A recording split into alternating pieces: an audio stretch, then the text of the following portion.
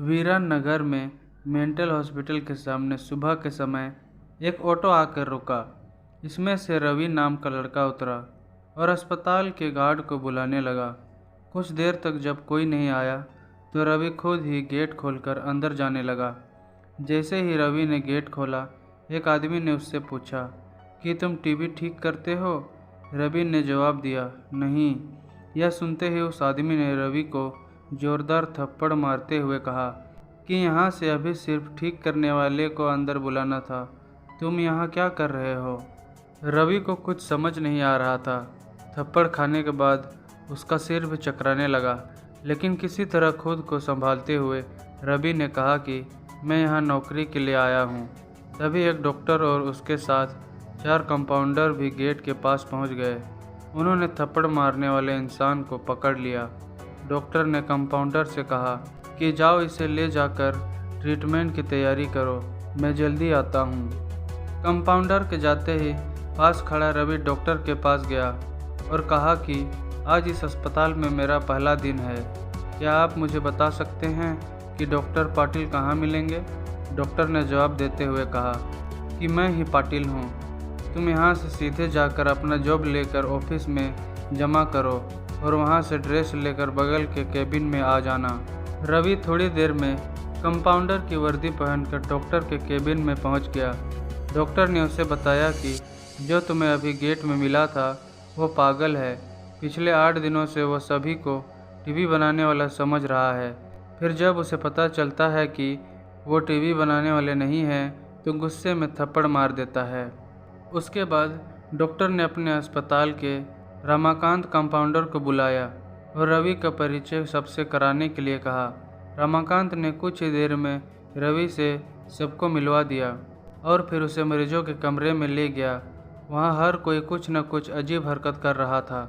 कोई दिल टूटने वाली शायरी सुना रहा था तो कोई फिल्मी संगीत गाते हुए डायलॉग मार रहा था।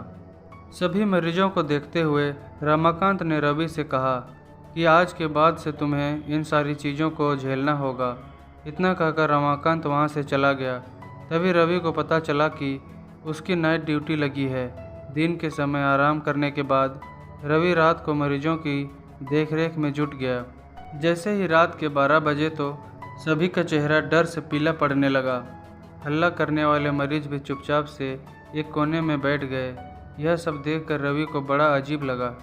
उस दिन नाइट ड्यूटी में मौजूद डॉक्टर से रवि ने पूछा कि आखिर ये सब क्या हो रहा है, सब लोग इतना डर क्यों रहे हैं? डॉक्टर ने जवाब दिया, इस अस्पताल में रात 12 बजे के बाद भूत घूमते हैं। वो सारे भूत इसी अस्पताल के पुराने मरीज हैं जिनकी इलाज के दौरान मौत हो गई थी। तुम संभल कर रहना। रवि को भूतों पर विश्वास बिल्कुल भी नहीं होता था। उसने डॉक्टर की बात को हंसी में टाल दिया और अपना काम करने लगा। उसी रात रवि अकेले बाथरूम जा रहा था। तभी उसे लगा कि कोई उसके पीछे है। मुड़कर देखने पर कोई नहीं दिखा। कुछ देर बाद उसे फिर ऐसा ही महसूस हुआ। रवि ने सोचा कि भूत की बात उसके दिमाग में घूम रही होगी, इसलिए उसे वहम हो रहा है। बाथरूम करके जब रवि बाहर आ रहा था तो उसे शीशे में लिखा हुआ दिखा कि आज तुम पागल हो जाओगे। रवि को लगा कोई उसके साथ मजाक कर रहा है, इसलिए उसने इस बात पर गौर नहीं किया और अपने काम पर लग गया। कुछ देर बाद रवि को एक तेज चीख सुनाई दी। वो दौड़ते हुए आवाज़ की ओर गया। जैसे ही रवि वहां पहुंचा तो एक पागल ने दरवाज़ा अंदर से बंद कर दिया। किसी तरह से रवि ने उस दरवाजे को खुलवाया। दरवाज़ा खुलते ही उस पागल ने रवि को हवा में उछाल कर गिरा दिया। रवि इतनी ज़ोर से गिरा कि उसकी पीठ में गहरी चोट लग गई। तभी एक जोर की हंसी रवि को सुनाई दी। वही पागल हंसते हुए बोला कि मैंने कहा था ना कि आज तू पागल हो जाएगा। रवि ने गुस्से में झल्लाते हुए कहा, पागल आदमी, तूने ये क्या किया? रुक, तुझे अभी बिजली का झटका देता हूँ। पागल ने जवाब दिया, अस्पताल में मिलने वाले बिजली के झटके से ही तो मेरी मौत हुई थी। अब तू क्या मुझे कोई शौक देगा? अब मुझे इनका डर नहीं। इतना कहते ही उस पागल भूत ने रवि को एक हाथ से पकड़ा और दूसरा हाथ स्विच बोर्ड में डाल दिया। इस तरह से रवि को बिजली का इतना तेज झटका दिया कि उसकी चीखों से पूरा अस्पताल गूंज उठा। रवि की आवाज़ सुनकर अस्पताल में मौजूद नाइट स्टाफ दौड़ते हुए उस कमरे की तरफ आए सबको वहाँ रवि बेहोश हालत में मिला।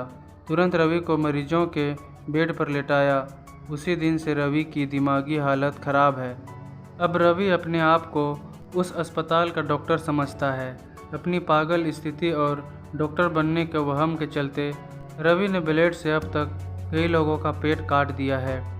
हर रात उस भूतिया अस्पताल से रवि की तरह ही चीखने की आवाज़ आती है और किसी न किसी को वो भूत रवि की तरह ही पटक देता है। यह चीखने की आवाज़ हमेशा उसी समय आती है जब रवि को बिजली के झटके दिए जाते हैं। सामने वाले की चेतावनी को हल्के में लेना खतरनाक हो सकता है। हमेशा सतर्क रहना चाहिए।